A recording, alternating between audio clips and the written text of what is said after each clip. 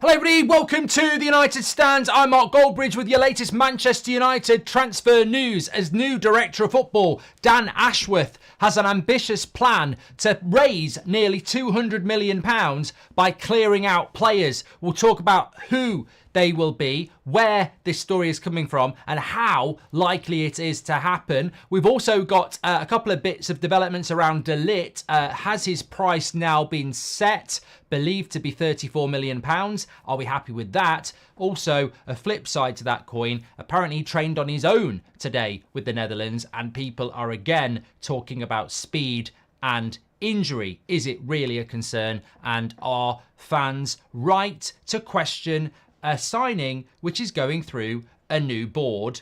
Are we not meant to be giving them a chance? I'll throw that out to you. Also, could Amrabat be staying, and what would that mean for any signing of Ugarte, Neves, Rabiot, the lad from Wolves? Would we even buy a midfielder if Amrabat stays? Is Amrabat a cheaper option to keep in the midfield and not buy a midfielder at all? Or could we keep Amrabat and bring other people in? We'll talk about that as well. What's going on with wingers and fullbacks, I think, is interesting as well there. And a few other bits as well in relation to what's going on at Manchester United overall. At the moment, Jokers has been a member for 24 months. You're absolutely fantastic. We're going to have a few polls going tonight because obviously we're going to talk about some of the players that Dan Ashworth is looking to offload. We're starting off with Scott McTominay as a poll. 89% of you would sell him. I thought McTominay was more of a fan favourite than that, but we'll go through some of the options as well. Do not forget that tonight we've got a bit of trivia for you at the start of the show. We're sponsored by Boohoo Man. Get all your clothing delivered to your door. Everything you want, from five-a-side, running wear, gym wear, sit on your arse wear, you know, couch wear. I call it sit on your arse wear, and I do sit on my arse in couch wear. Everything you need delivered to your door. You can get an extra 10% off anything on that website with the code Goldbridge. So even if they've got stuff for like 30, 40, 50% off, you can add that 10% code on as well, and that will be reduced from it as well. So check it out on the website, links in the description, or scan the QR code. Fantastic bits of clothing, already good prices, even cheaper with the United Stand code Goldbridge. We've also got a bit of trivia here from for Boohoo Man for you. Now, I don't know the answer, so we're working together here. Can you guess the former Man United player? I was born on the 19th of May, 1979 in Uruguay. I've guessed it. I began my career at Argentine club Independiente before signing for Manchester United on the 22nd of January 2002. I'm thinking, is it that? I think it is that person still. During my time at United, I won the Premier League and the FA Cup.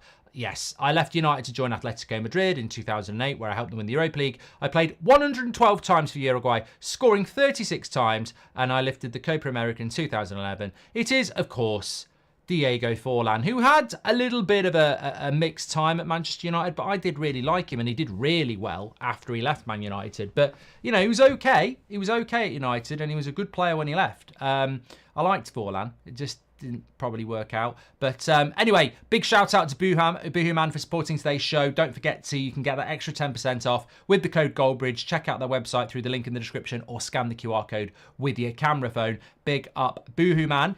Daily Hibbert says, evening Mark, do you think the ceiling of our transfer window is 8 out of 10, or do you think it's possible to be higher? I think that's a great question, Hibbert. So we like to do that, don't we? It's great to have an 8 o'clock show, by the way, because news shows are really 10 o'clock and 2 o'clock, and 8 o'clock is more of a, you know, the day is almost over for some of us. Let's just have a proper chat. I think that we have to rank this transfer window out of 10 because that's what we've done every other year. I would say I don't think it's possible to do a 9 or a 10 out of 10 this summer, because what's a 10 out of 10 summer transfer window? It's probably unachievable. You're going to sell players that, you know, are going to probably bring you in 75 million that we won't sell. You're going to sell a lot of players. You're going to bring a lot of players in. So I think it's impossible to do a 9 or 10. I think it's definitely a 0 at the moment, Sanil, because we've got nothing to judge. It won't end up being a 0, but I think an 8's achievable. And as I've said, I think an 8 for me involves a lot of these players we're going to talk about in this article that Dan Ashworth is looking to get rid of, and, you know, 6, 7, 8 players coming in. And I think that is achievable. Whether we'll do it or not, it's a lot to do. And I don't want to start talking about it because we've got a new ownership, we've got a new plan. But if this was the Glazers, I would be saying it's the 3rd of July. There's only 7 weeks until the end of this transfer window, and we've got to do about 15 deals. How the hell are we going to do that? You're almost doing a deal every 2 or 3 days. So, but look, it's a new ownership. Let's see what happens. Hughes Lad says Forlan or Chicharito for me. Ashworth working 6 to 6 and doing 2 Barca in shorts, says Goldio. Okay. To all the people talking about De Ligt's pace, says Anisto, go check out his performance against Real Madrid. He defended the channel perfectly against Vinicius Jr., says Ernesto. Well, we're going to talk about De Ligt. Should we start off about De Ligt, actually? I want to talk about this Dan Ashworth clear out, but I suppose De Ligt is a little bit topical, so we'll start off with that just very quickly. Story in iNews, which is a London-based outlet.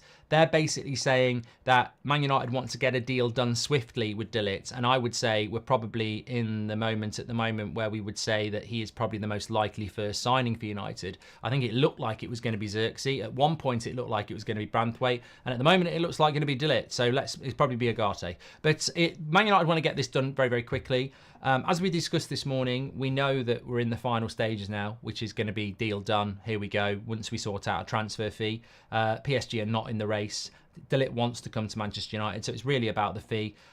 It goes on to say that Manchester United are looking to do a deal around £34 million with add-ons on that, which I think would be a decent deal for United. Obviously, I'd want to know what the wages are. That makes it sound like I'm going to say no. It's got nothing to do with me, but I am interested to know what this deal is going to add up to, because there is still a little bit of negativity around it from certain sections, and you've got to respect that. But yeah, the latest is that this deal is moving very swiftly, and United want to move it swiftly, and I think Bayern Munich do as well. I think Bayern Munich are quite an efficient club, and I think they will want to move on with it very, very quickly as well.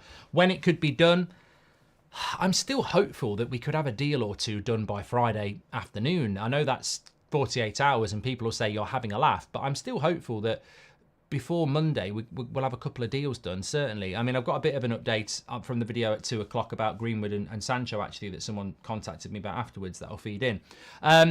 Also, De Ligt was training alone today for the Netherlands. This has sparked people talking about his injury record again. I really don't care about that. I mean, I can only give you my opinion. I really don't care about that. I've read a lot about his injuries. I've seen the screenshot from Transfer Market, and it looks big, but a lot of it is, you know, COVID, a little knock here, a little knock there. There's not really any major significant concerns there. He's 20, he's coming up for 25. I think he averages missing 5 games a season. That's not bad in the modern game. The amount of players that are, you know, amount of games people are playing now. No, I don't think it's a concern to me. I just think some people don't like the deal, and that's up to them. That's absolutely fine. If you don't like the idea of De Ligt, fine. But, you know, I think some people need to sort of take a chill pill, really, because I think the negativity is just carrying through, and they're being negative about a lot of things. And you know, I have seen United buy players that I wasn't happy with, but I just went, well, at the end of the day, they're holding up a shirt up, give the lad a chance. So I hope people can do that, because I think that the big thing that jumps out to me is that this is not Ten Hag buying these players. It's Barada. It's Dan Ashworth. Like, we've got new people at the club. You've got to give him a chance. I said about Dan Ashworth, look, there's some bad stuff you can find about Dan Ashworth. With all the good stuff, he's coming here with he's got to prove himself. These people, Barada's got to prove himself. They don't come in and just automatically get respect. I understand that, but you've got to give him a chance to earn that respect as well. Will he have De Jong saga this summer, says Avanesh? I guarantee you at some point we will be legitimately linked to De Jong. Will I believe it? No. But I guarantee you we will be linked to De Jong at some point, because Barcelona are desperate to sell him and they know we like him. So what's the third strand of Transfer 5? Selling club using Man United to try and generate interest. So at some point, I think that will happen. Someone said De Ligt hadn't won anything in Italy earlier in the afternoon show. He won the league at Ajax, Juventus and Ajax, plus the cup at each 2. Paul, that was a certain journalist in a certain news outlet who, in his article today, was basically slating De Ligt in a subtle way, saying it's another Dutch player, and trying to make out he was a failure, and saying that when he went to Juventus, they stopped winning league titles. Bayern Munich didn't win the league last year. But you're right. I wasn't even aware of that. He won the league the first year he played for Ajax. He won the league the first year he played for Juventus. And he won the league the first year he played for Bayern Munich. So What does that mean at the end of the day? But what does the other argument mean? It's just petty. So we lot are smart. We don't judge transfers based on euros. But what scares me is if we don't do business ASAP, clubs will use euros to inflate pounds, says Sumi. Thank you very much for that. Right, let's get into the main thrust of the show. There was an article in the Mirror today, which I found quite interesting. And it was talking about, well, look, the reason I find the Mirror interesting when it's certain journalists in the Mirror is because from the start of Ten Hag coming into the club, the Mirror suddenly went from being a little bit like the Sun to being quite well tapped in to certainly the Ten Hag side. And I never understood why, and I don't think any of us ever did. But ever since then, the Mirror have been reasonably good around Man United news. So this story is basically Dan Ashworth wants to do a huge transfer clear out and raise as much money as he can, as soon as he can, to supplement the business that Man United want to do. And Man United want to make a massive impact on this summer transfer window in relation to players coming in. But to do that, they've got to get players out. And look, we've got every right to be suspicious of that and sit there and go, oh yeah, whatever, we've heard all this before. But you don't have Jason Wilcox, Dan Ashworth, Blanc, Barada, and all these people involved, and then bring Christopher Faval in if you're not intending to do a lot of transfer business. There is no point. We don't need Christopher Faval, really, now, unless we are about to embark on a massive, transfer window. So I think the intention is to be very, very, very, very active over the next few weeks. And Dan Ashworth has to lead that from the front now he's here. So how is he going to raise £200 million? Well, he's not going to raise £200 million, but the article says he wants to raise £200 million. What he's going to do is try and remove as many of these players I'm about to mention to you ASAP, but certainly ASAP doesn't actually matter. As long as you know you're going to raise 120 million pounds before August the 31st, you can go spending that money. I think a lot of people think we've got to sell to buy. We've got to sell to buy, but you don't have to. And I've said this so many times.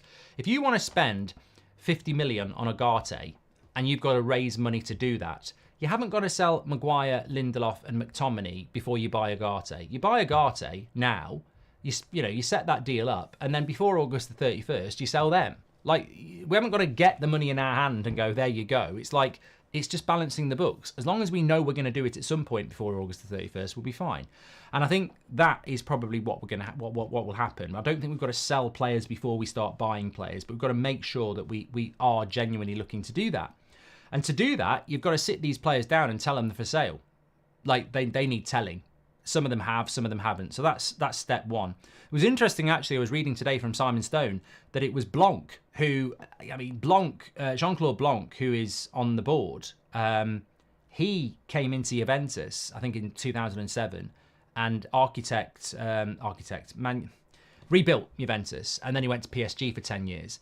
Massive football knowledge. He was the guy this morning telling people they were losing their job. So we've got very competent people in this football club now. It's not easy, it's not nice to do that, but that Blanc did that today, according to Simon Stone. So we've got people making big decisions now. They're doing things now. And Dan Ashworth will be sitting players in his office and telling them they're up for sale. And that will be going on, over the next week. There was some spurious links to Scott McTominay today around Fulham. I don't know that source, so I can't comment on it. Some of you might have seen it out there, but it's not somebody... I put a tweet out today, actually. I may as well just say it. I said, it's very, very obvious to me at the moment that nobody's got a bloody clue what's going on with Manchester United with transfers. The only two people who seem to be getting stuff, and they get it late, is Ornstein and Romano. And beyond that, all the other journalists that maybe used to get stuff may as well be what I am.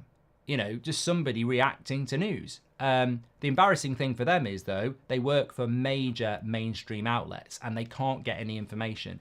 I mean, I saw a certain journalist in a certain outlet who, in the past, has, put it out there that he's got sources. All I've seen him do for the last couple of days is such and such may be up for sale but could stay. And a lot of people are doing that. I saw Sky again today talking about Man United want 2 centre-backs. But I saw Chris Wheeler say that last night, and I saw Romano say it last week. So people are regurgitating the same information, and I'm aware of it, you'll be aware of it, because our finger's on the pulse and we're going, well, that's not new news, and you'll see breaking news from this outlet, but that was said a week ago. So I think there is a lot at the moment where people are very, they're not getting a lot of information. And the point about, last summer, I knew 2 players that were coming to Man United. I knew one of them before I think Man United knew. It felt like it anyway. But that's because of contacts and fortune and whatever like that. I don't bloody know this summer. I've got no idea. There's no contact with anybody telling me anything. And I like that. It's like the good old days of the United stand where we're reacting to news, giving our opinions on the player and whether they should be coming to Manchester United. But my point is really about these players that are going to leave. That's not leaking out either. We can talk about players coming into the club, but who's leaving the club? All right, Mason Greenwood. We're trying to get rid of Jadon Sancho, but it's not coming out about Wan-Bissaka. It's not coming about anybody else. And that's why when I heard this story this afternoon about Scott McTominay, I was like, but things aren't filtering out like normal. So I want to be respectful, but if it's not coming from Ornstein and it's not coming from Romano, I don't believe some unknown source telling us that Scott McTominay's going to Fulham or, Wan-Bissaka's going to West Ham. I think, they could well end up going there, but I don't really want to sort of jump on that at the moment because I just don't know. I think the interesting thing about Fulham is that they did try for Scott McTominay last year and they've just sold Palhinha this year. But McTominay didn't want to go. 87% of you would sell Scott McTominay. Look, I've got a list of these players because it's in the article. And we will talk about whether Amrabat's going to stay, and we will talk about wingers and fullbacks and a few other bits as well. Calafiori's just been mentioned by Avanesh. Calafiori, though, right? I like Italian football, right? And Bologna have done really well last year. And I've got a bit of an understanding of some of their players. And a lot of their players played in the Euros, not just for Italy. A lot of Bologna players were in the Euros for numerous teams. But I'll put my hands up. I love the Italian football. I haven't watched that much of it last year. Since COVID, I've took my finger off the pulse. This Calafiori talk makes me laugh. He's suddenly wanted by Chelsea, Arsenal, Man United fans, and before the Euros, no one was bloody talking about him. And therefore, I can't be a hypocrite. I knew a bit about him at Bologna, but not enough to say Man United should be signing Calafiori from Bologna. This is, in my opinion, exactly what you shouldn't do. You shouldn't watch the Euros or the World Cup and say sign him, but every bloody tournament people do it. You cannot scout players based on an international tournament for numerous reasons, but you shouldn't be doing that. So should Man United hijack a deal for Calafiori? Well, I don't know, is the honest answer. If Man United have been scouting Calafiori for the last season and they think he's the guy, they do what they bloody well like. But if they're watching the Euros and scouting him, absolutely not. Absolutely not.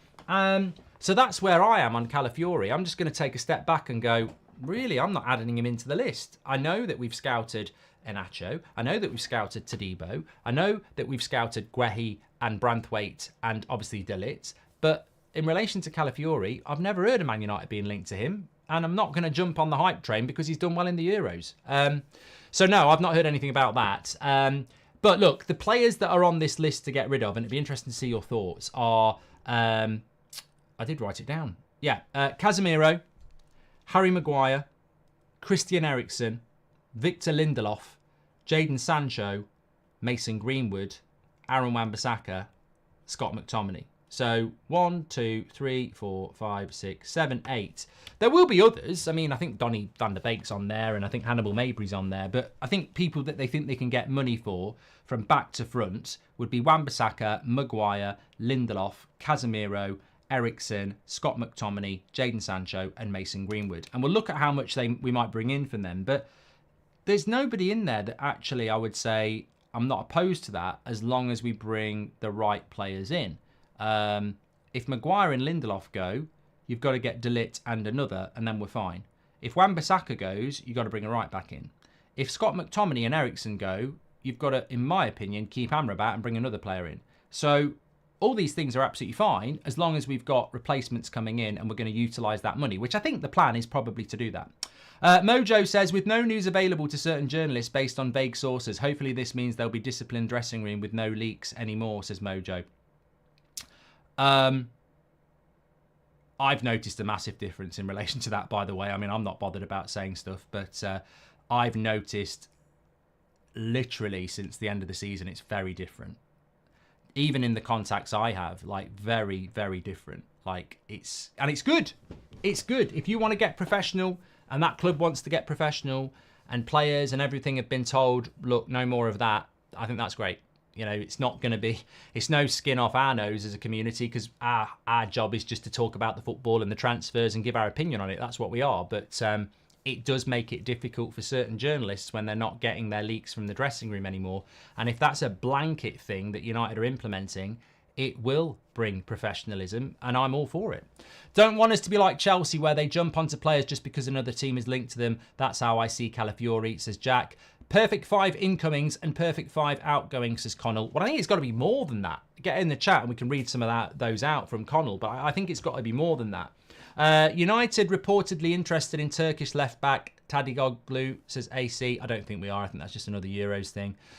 Thomas says, I would keep Wan-Bissaka and Delo as our right-backs this season. We have more important positions to sort. We can find a proper right-back next summer.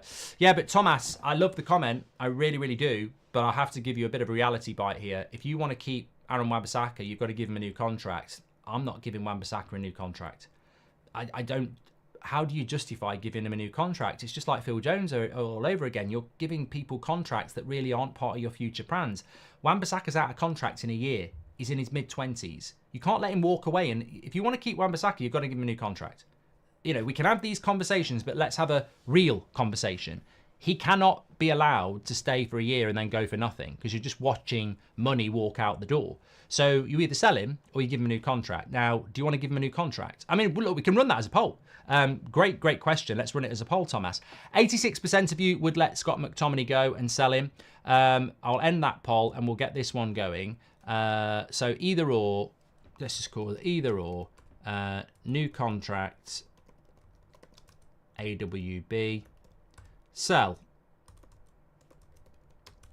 AWB. So getting on that, we'll come back to that. Don't you think the new players? Don't you think we need new players to play against Rosenborg? Is it that important to get new players in for pre-season? Have a great day, Mark, says Odd. Yeah, great question. Easy to answer. Welcome to the Members Club, Marek. We mentioned this morning, so I won't go over it too much. We have got a problem in relation to the first game of the season against Fulham on August the 15th. In fact, we play Man City the week before, don't we, in the Community Shield? But we've got a big problem because De Ligt, Xerxes, Agate, if we sign all three, won't train with Man United until the start of August at the earliest. I don't know how long we're going to give our players off. 2 weeks, to me, doesn't feel long enough. We'll find out with McTominay because McTominay got knocked out by Scotland a week ago. When he comes back, we'll know the difference. Is it 3 weeks? Is it 2.5 weeks? But let's say Portugal and England get knocked out this weekend. That's going to be, what, the 6th of July? There's 25 days left in July then, which is 3.5 weeks. So you'd expect them back at the end of July. If they go to the final, that's the middle of July. They won't be back until the second week of August. So some of these signings are not, well, most of them are not going to go on tour, let alone play against Rosenborg. So, but that, you know, that's just the way it is. I think it's more important that players get a rest than we bring them back for pre-season. But this is the problem we have every summer, if I'm being honest. Like, Man City don't have this problem. Arsenal don't have this problem because they've got settled teams. They might add one or two in, but their team is their team and they know each other and they have rhythm. And every summer, this is a sign of the problem at Man United. Every summer we're like this. We need to get these players in to integrate them. And that just shows you how badly we've bought over the last 10 years because we're always in the same position. Going back to Van Gaal when it was like Schneiderlin, Schweinsteiger, Daley Blind, Di Maria. We've got to get them all in to get used to each other. And every year's like that because we never get it right. And that's what I want United to be in a position in 2 summers' time where we're adding 1 or 2 players and we've got a bit of rhythm. Hi from India, Mark. Says Som, how to get in touch for a failed order. My wife bought me a sweater, been 18 months. You need to email the website, mate. We don't actually handle it. So speaking to me, I'd love to be involved in that. It'd be a very nice job to be dealing with clothing orders and replying to emails, but I don't deal with that. Just go through the website. There's I think it's United Stand Orders at gmail.com, I think. Check it on the website. It's there. Hi, Mark. What if the players on the clear-out list refuse to leave, like Maguire last season? Will we have enough funds to get players in? Says Ryan. Great question. Well, look, I wanted to just go back to the list of players and just play a little bit of a game, a little bit of interactive, right? So the article says that Dan Ashworth wants to raise £200 million by selling these players. How much do you higher or lower, right? I am going to quickly go through these players and tell you what I think we'll get for them. So Casemiro, I put 30, yeah? Harry Maguire, 25. Eriksen, 5. Lindelof, 8 million pounds, not euros. Sancho, won't even sell him. Greenwood, 25. Wan-Bissaka, 20. McTominay, 25. So if we sold all those players, I've got 30 Casemiro, 25 Maguire, that's 55. Eriksen, 60 because he's 5. Lindelof takes us up to 68. Sancho, nothing. Greenwood for 25 takes us up to 88.93. Wan-Bissaka, 20 takes us up to 113. And then McTominay takes us to 118, 138 million. 138 million. From those lot. Yeah, well done. Saction. Some of you are very quick. You've done it very, very quick. So I think I've been realistic there. I think Casemiro 30, if it goes to Saudi, we will get that. Maguire 25 is fair. Eriksen's going to be about 5. Lindelof's going to be about 8. Sancho, we won't get anything because of his wage. He'll be on loan. Greenwood 25. Wan-Bissaka 25. Wan-Bissaka 20. McTominay 25. 138 million. I think that's about... David says far too high. I don't think we'll sell them all, but I think those prices are all, they're realistic. You might get a little bit more. You might get 30 for McTominay, but I think they're all right. I think they're all right. It's just whether you can actually sell them all. But that if we could raise 138 million and sell that many players, then that would go a long way to helping us bring other players in, certainly. Elias says, I think about 140 to 145.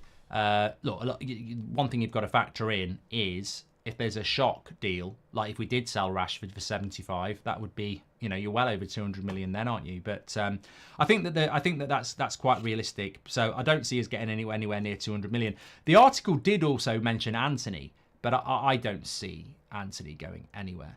I think Anthony's in the same situation as Sancho. You absolutely cannot get rid of him. Jack Rankin says, off topic, can you add a graphic showing active members? No. I don't know why. I don't know what that is, Jack. Sorry. You've really took thanks, Jack. Thanks for that one. Great comment. Just completely blew my mind with that. Let's get back onto the show. Ineos strategy concerns... I don't know what, Goldio, you need to right. Goldio and Jack, can you go and have a private chat somewhere, because you two are bringing the chat to somewhere it wasn't. Goldio, you need to figure out how to construct a sentence. You've got way too excited there and just put things together that don't make sense. Mark, would you give me as a guess on the United Stand in April 25 when I come to Old Trafford for Man United versus Wolves, says Amir. I don't sort that out. What? It's not Agony Bridge. Can you sort out my clothing order? Can you get me on the fan forum? I don't sort that sort of stuff out. I don't run the Twitter. I don't run the clothing. I don't do the fan forum. Like, I'm doing 3 shows a day at the moment. Just let me talk about football. Bloody hell. Do you want me to come around your house and sweep your garden for you? Connell, welcome to Members Club. Thank you very much. There was a great question in here a moment ago that I'm trying to find. Oh, yeah. It was from Ryan Jazzy Lee, who's been a member for 18 months. He says that what if these players refuse to leave like Maguire did last season? So we've just been through a list of players there. what if, you know, Eriksen refuses to go, or Lindelof refuses to go, or, you know, Aaron Wan-Bissaka refuses to go, or Maguire refuses to go? Well, if they refuse to go, it's not really Ineos or Dan Ashworth's fault, because they're inheriting problems, aren't they?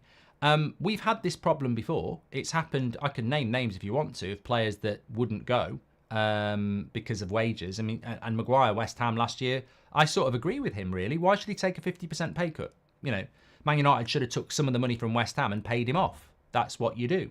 But I think it's a little bit different, because this is a new ownership. This is a new regime. And I think that what was going on at Man United a few years ago was that players would go, well, I'm just going to try harder this year. And they'd be allowed to try harder and given a chance. Whereas I think what's going to happen this time is players are going to be told, look, thanks for everything you've done. You're surplus to requirements. We are going to listen to offers, and we are bringing players in your position.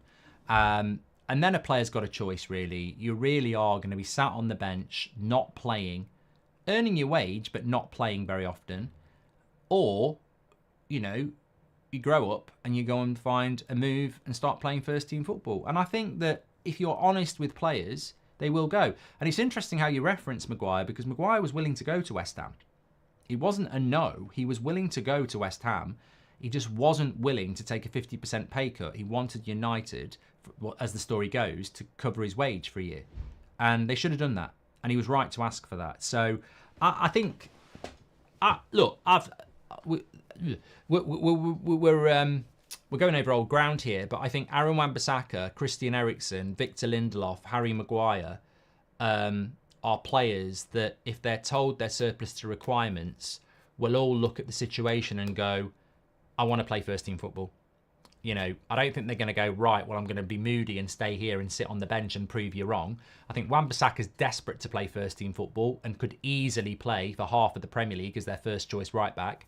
I think Harry Maguire will be looking at the England situation and going, I will not be in the squad in the September internationals unless I'm playing first team football. And, you know, if Man United are bringing in centre-backs, then he's not going to be playing unless there's an injury crisis. So I think he will look for a move. I think Lindelof's going to look for a move because he's at that stage of his career as well where he wants to play.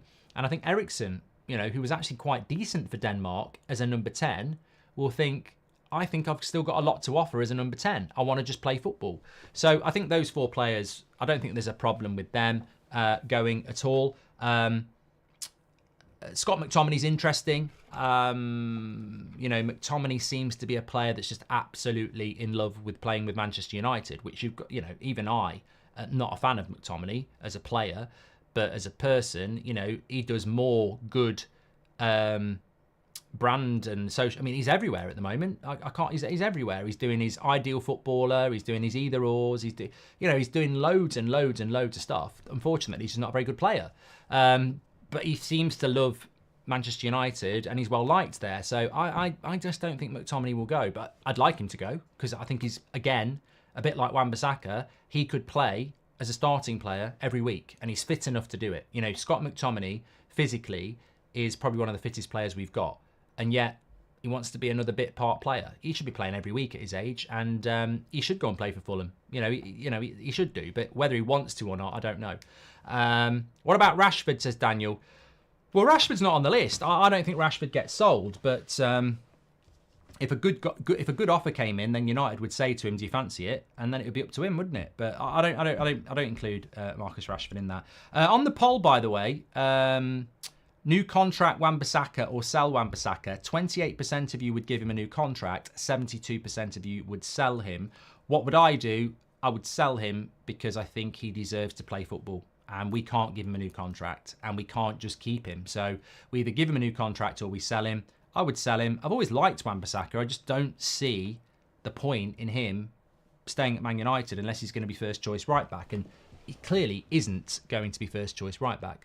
Amir says, with every situation issues Manchester United has encountered with current and past players, they should be creative with new players' contracts going forward. 100%. What's going to happen with Sancho, says Daniel.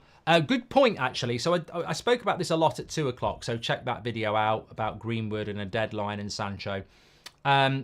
somebody got in contact with me afterwards, actually, and they said, look, not a lot to offer you, but in relation to the Greenwood and Sancho stuff, Manchester United really want to get that sorted, because what they do not want is the start of pre-season to be overshadowed with controversy about whether Sancho's training with the kids or whether he's apologised to Ten Hag, or Mason Greenwood turning up and a load of publicity about is he going to play for Man United again, and they just don't want that. And you can understand that. They just do not want that sort of negativity around Manchester United.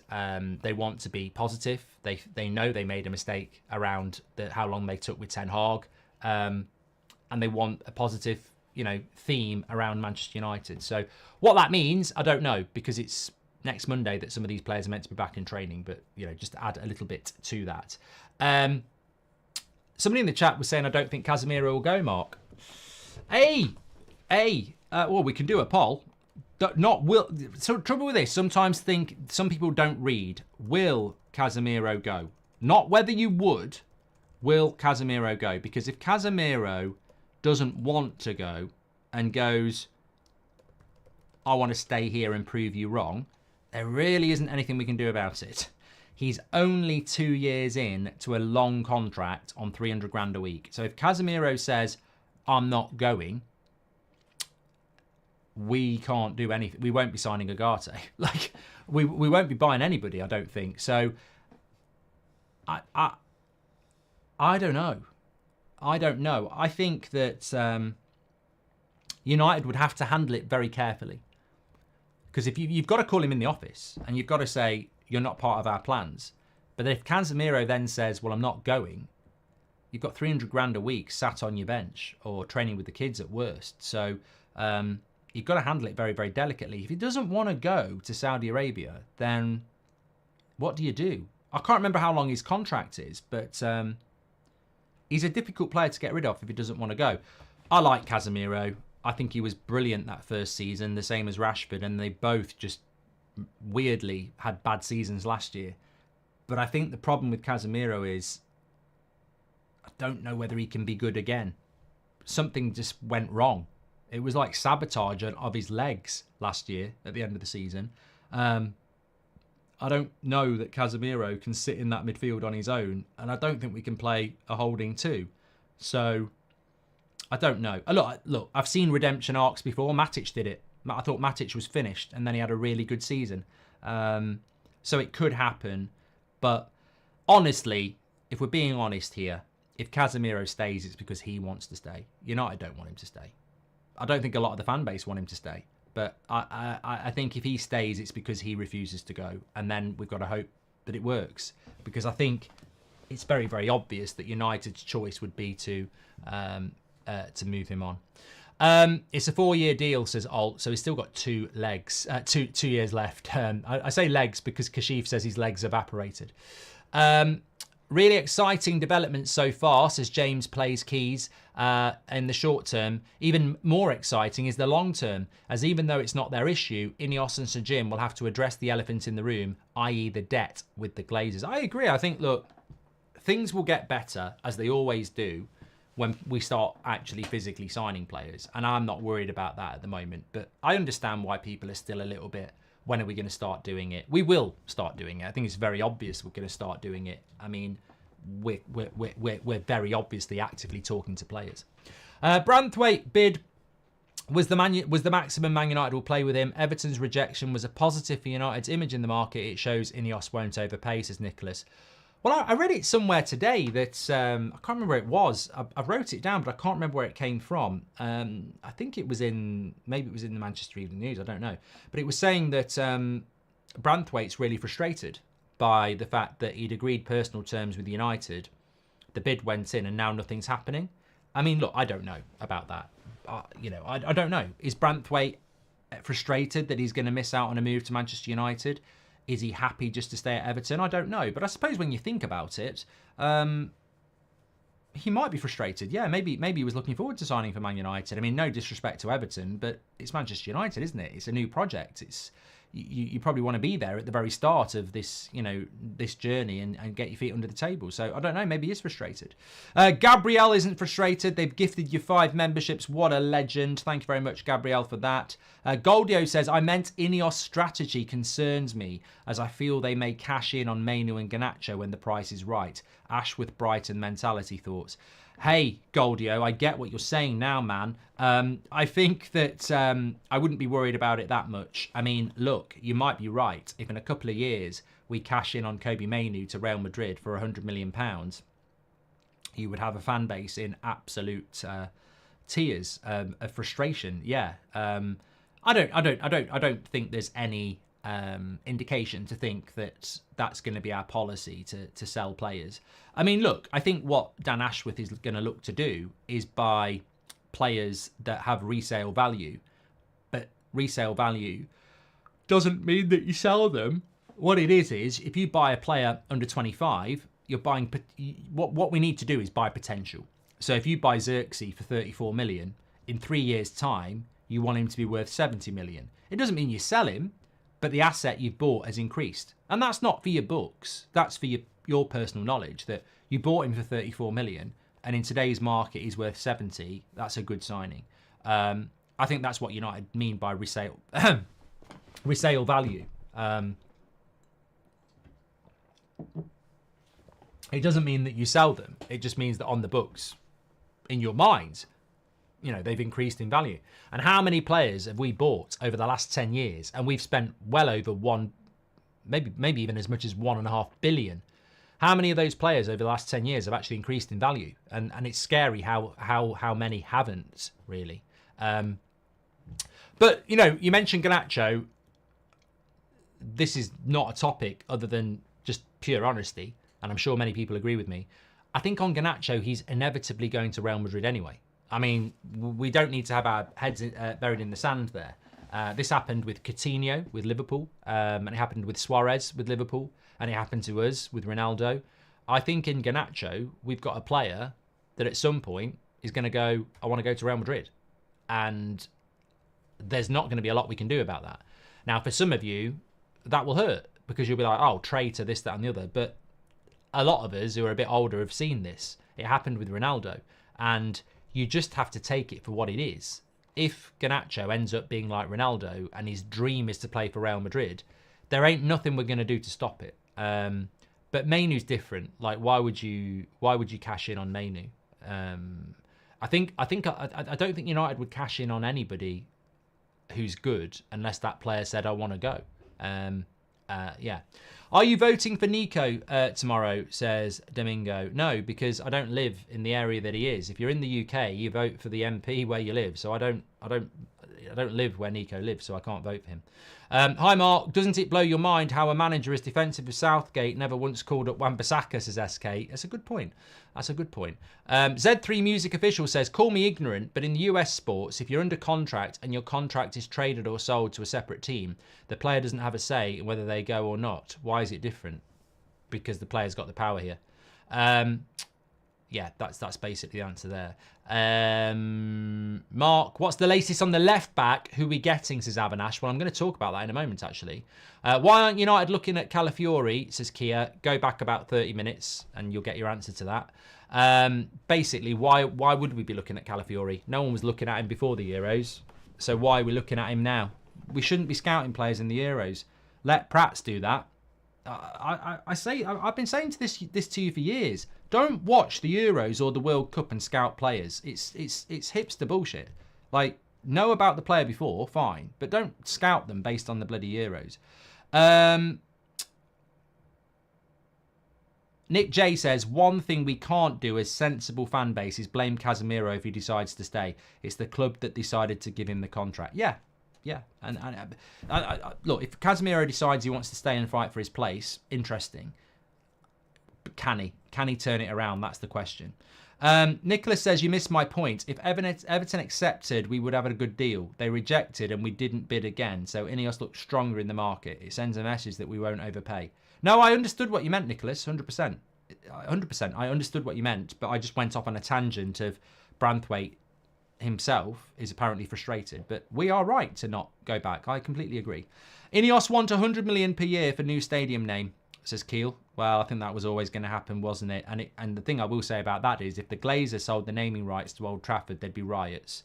But because Ineos do it, people go, oh, well, at the end of the day, yeah, I can sort of see why they're going to do it. So, Chris, is Ashworth working for the club right now? Yes, starts now. That was the whole point of the reveal on Monday from Ornstein.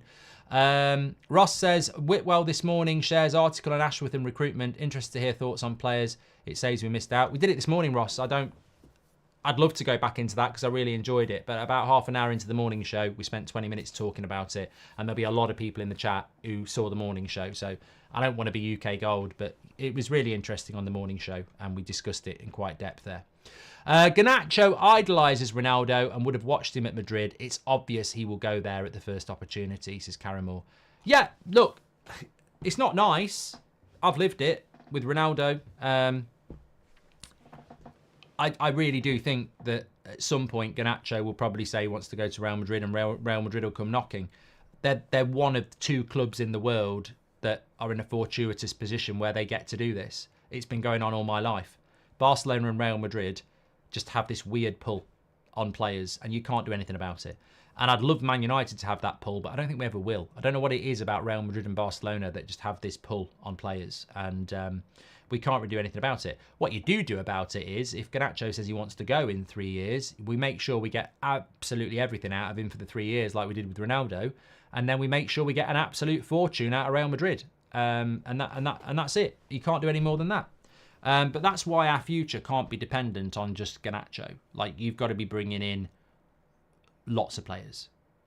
We need to be in a situation like when Ronaldo left, we weren't prepped. And that was Sir Alex in charge, but it was a Glazer ownership. Ronaldo went and we had people like Michael Owen in. Like, we've got to be prepared for that. If I know it's going to happen and you know it's going to happen and it's probably going to happen in 2 or 3 years' time, we've got 2 or 3 years' time to make sure we've got 1 or 2 players coming through that can step into that void, because Garnacho's not the only player that's going to be good on the left wing for Man United. So some of our fans need to realise clubs aren't going to start to take us seriously straight away. Transfers will take time, says Ant. It's the beautiful British weather versus Spain, says Kia. Well, yeah, you can understand that. Couple of things to go into then. Somebody just mentioned it there about their fullback situation. Wingers and fullbacks is a section I wanted to bring in. So I think that with the winger situation, we were really looking at Elise, and I suppose the question is, will we go for somebody else? I mean, again, a lot of people will start talking about Nico Williams, and maybe Neto was a player that we were looking at before.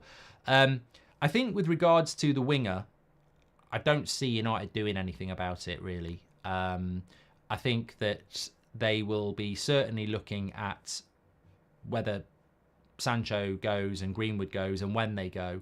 And even then, you've still got Garnacho, Rashford, Pellistri, Ahmad and Anthony. So I think United desperately do want a winger with creativity. And they may well have a couple of people in mind. I think we should be buying a winger this summer transfer window, but I think it's down the list at the moment. So that's the honest situation there. And I think left back's the same. We do need to buy a left back, but there's nothing really advancing about a left back at the moment. So I've got no idea. We were linked to that Kirkez. I always felt Eltonori at Wolves was an interesting one, but I think a lot of what people were predicting back in March is just not right, which is exciting, because where are we going to go? I don't know, but we certainly need to do something at left back. I mean, I think Saturday is going to be a big day in left back situation, because Luke Shaw's gone to the Euros, and if he doesn't play against Switzerland and England get knocked out, he's just wasted a whole 5 weeks of recuperation getting ready for Man United's next season, you know, in the holiday camp that is England. So we have got to bring a left back in, of course. Will this be Ethan Wheatley's breakout season, says Mario? I think Collier will break out this season, but Wheatley maybe as well. Be interesting to see who stays and who goes on loan. Talking about people staying, Amrabat has generated a lot of conversation today online about whether Amrabat's going to go. There is this feeling that Amrabat may well stay, because if he was going, why is he not gone yet? I mean, technically, Amrabat, I think, is a Fiorentina player at the moment, because I think that's how it works. He went on loan, and then surely your loan ends at the end of the football year on June the 30th. So I don't know. Have I got that right? I think he's officially back as a Fiorentina player now, because I think your loan ends on June the 30th. United have got an option. But again, with Amrabat, pre-season training starts on Monday. Is he going to be back training with Fiorentina? So I think there's an imminent decision to be made on Amrabat. I was talking to somebody about it this evening, and they said if we keep Amrabat, we don't sign Agate. A lot of people saying, yeah, his loan is over now. He's back with Fiorentina whenever they go back. But I was talking to somebody this evening, and they said, yeah, but if we keep Amrabat, that's it. We won't buy Agate. We won't buy Edison. We won't buy a midfielder. And I was like, well, if you look at our definite midfield roster, and you need 6 at least, because we play a midfield 3, you need at least 6 midfielders. Definites: Mainu, Bruno, Mount. We've only got 3 definites, and we need 6. So you've got Mainu, Bruno, Mount, definitely going to be part of that midfield roster. You need 3 more. If you keep Amrabat and you sign Agate, that's 5. You've got Ericsson, Casemiro, McTominay. You can keep one of them and sell 2. So we can keep Amrabat and sign a midfielder, is what I'm saying. We can do it. Because the only 3 definites are going to be Mainu, Mount, and Bruno, and we need 6. So I would go Mainu, Bruno, Mount, Amrabat, new signing, Collier, and maybe you keep Ericsson and sell McTominay and Casemiro because they've got more value. I don't know. It will be McTominay we keep, I think, if we're being completely honest, won't it? Will Casemiro leave? 73% of you say yes, 27% of you say no. I think it comes down to whether Casemiro wants to go or not. But you know what? When I think about it, like I just said there, our midfield roster isn't right, is it? It's not right. You know when you write it down, it's not balanced. And I've said the word balance so many times during these Euros, but our midfield is not balanced. We play a midfield 3, and effectively it's a 6, an 8, and a 10. It's a sitter, a box-to-box, and an attacking midfielder. And sometimes it's a 6 and an 8 and an 8, but effectively you've got a sitter and then 2 back and forth midfielders. And yet you look at the profile of our midfield roster. Casemiro's a sitter. Mainu has sat there, but I think he's better as an 8. McTominay can't sit there and is better as a 8-10. Mount can't do it, 8-10. Bruno more of a 10 but can do an 8. And Ericsson more of a 10 but can do an 8. So we're stacked with 8s and 10s in their midfield. We're stacked with attacking midfielders that can play as an 8. I think Mainu is a quintessential 8 who can do a 6, but I think he's more of an 8. Casemiro is the only real specialist 6 we've got. I think Amrabat can do that job as well.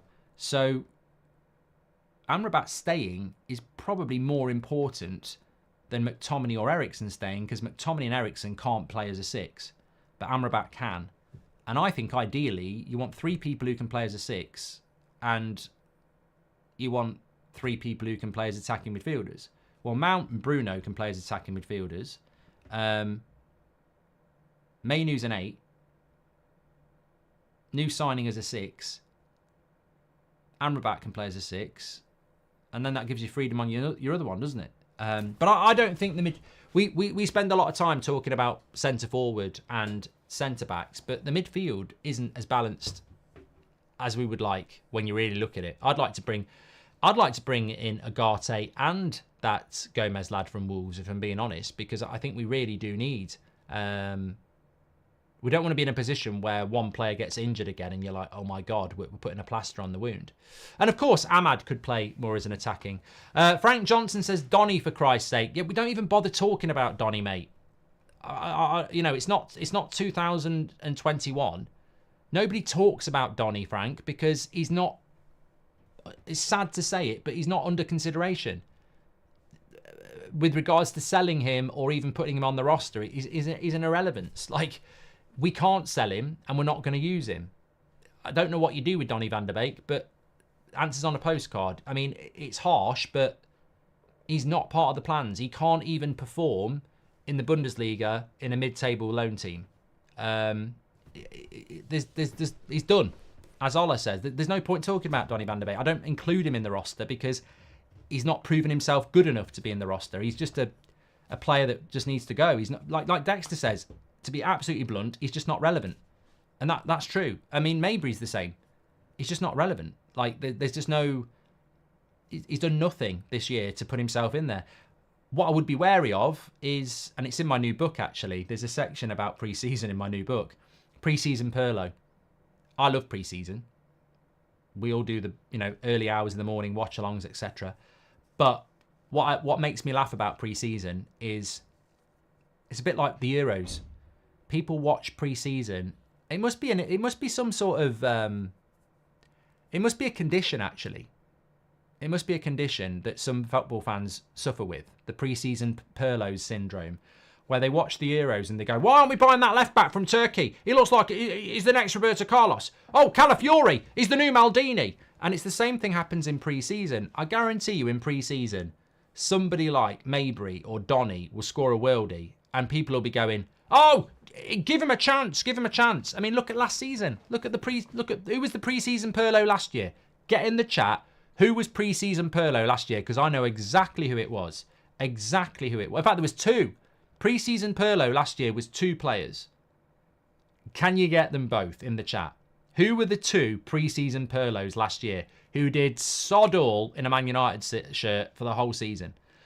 Jadon Sancho was one and Dinfar's got the other one, Mabry.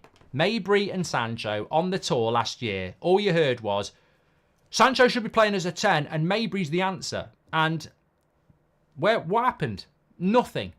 Absolutely nothing. So I'm sure that's going to happen again. It might be the same. Well, it won't be Sancho, will it? But, Donny and Mabry might well play. Donny scored a good goal, actually, didn't he? Donny was a bit of a pre-season Pirlo. Didn't he score in the game in Scotland? I'm sure he scored a good goal before we went to America as well. So, yeah, look, we've got to be very careful in pre-season. There will be players that play really well who are pre-season Pirlos. We need to move. I mean, I don't. You know what? Talking about Mabry, what happened with him? Like he went to Sevilla, didn't he? Did he just do total? I know he fell out with the manager, but he didn't come back. I don't know what he did. I think Pellistri did okay. Dan Gore got injured. I think he needs to go on loan again. But I don't think any of our loan deals did particularly well last year. I think Donny might have gone on a free, says Darren. No, there's just, irrelevant is the word. There's just nothing out there. Yeah. With Xerxes being a striker who likes to drop in deep and make passes, do you think he'll hinder Bruno's position, says Suradeep? I'm interested to see how we bring Xerxes into the team, actually. Some people think it might be Rasmus on the bench. I'm okay with that, by the way. If Rasmus is on the bench and Xerxes up front, I'm fine. Pick your best team, create competition for places. Ineos, listen to this. Bring Xerxes, De Ligt, Anacho, Agate, Fofana and João Felix on loan. We will be more than happy, says Terps. Margot Robbie says Casemiro probably wants to redeem himself. That's fine if he does. If he doesn't, he ain't got a lot of goodwill around him at the moment. Mide says, Mark, love when the fans wind you up in midstream. Agony Bridge, love you, mate. Never change. Comedy gold. Thanks, Mide. Well, I won't be changing, will I? But I'll tell you what I've absolutely loved tonight. We haven't had many 8 o'clock shows recently because of the Euros. And the 7 o'clock in between the two games has been more of a news show because we've not been able to do it long enough. But I love the 8 o'clock show. I love the 8 o'clock show. It just goes into areas and conversations that we don't get time to do normally on the news shows. So it's been a brilliant show. I really enjoyed. I love that. Look, Boohoo Man, check it out. You can get your 10% off with the code Goldbridge. Some fantastic clothing, etc. Please do check Boohoo Man out. But also, as United Stand community, I'd love your support on what is on the screen at the moment. Scan that QR code. We've got a competition to enter when you've bought your book, by the way. Scan that QR code. You'll see all the links. You can buy signed copies if you want. There's some secret messages in some of those books. There's also a competition section. We're going to have a night at the Goldbridge Arms where we're going to have about 30 of you invited to the Goldbridge Arms and have a few drinks, bit of a sing-song and all that. Like, it's going to be a great night. So get entered if you've done that. But please do buy the book. Like, it's coming out very soon. Please do support it. It'd be great to get it in the sort of top 10 on the sellers list and, you know, stick it up the mainstream as usual, like we like to do. But it's funny because talking about pre-season Pirlo, there's sections in the book. It's like my guide to football, really. It's not a biography. I'll do that hopefully in a few years' time. But it's all my life around football. So it's like why I chose Man United, how I could have chosen other clubs. It goes on about transfers and when I was growing up, what transfers were. Talks about pre-season, international football. You know, there's loads of stuff in there. But the section about pre-season Pirlo just really resonated there because there's a part of that in the book about it. So please do order it. Links in the description. Scan that QR code and I think you'll really enjoy it. And as always, cheers for your support. And thanks everyone for tuning in tonight. I really enjoyed it. I really missed the 8 o'clock shows and they definitely have a different feeling. Also, if you've not subscribed, bottom right-hand corner, please do. We want to get to that 1.9 million before the start of the season, and then next season's going to be the road to 2 million, isn't it? Which I think we can do. Tab says the 8 o'clock show is the best show of the day. I think it is. I think it is. It just has a feeling, doesn't it? Who's a better manager, Seb or Southgate, says Margot. I actually genuinely think Seb would be a better manager, 100%. And Niki says, I think it's disgusting there are no pre-season games at Old Trafford. Yeah, there normally is, isn't there? Great point. There normally is. I think it's because of the Community Shield game that we can't do one. We normally play one in Dublin as well. There's not one in Dublin this year, which is a shame. Take care, everyone. Stay safe. Absolute legends tonight. I've got some memberships to give away tomorrow as well, if you remind me. I should have done it on this show, but a lot of people are leaving now. So we'll do it tomorrow. Take care, everyone.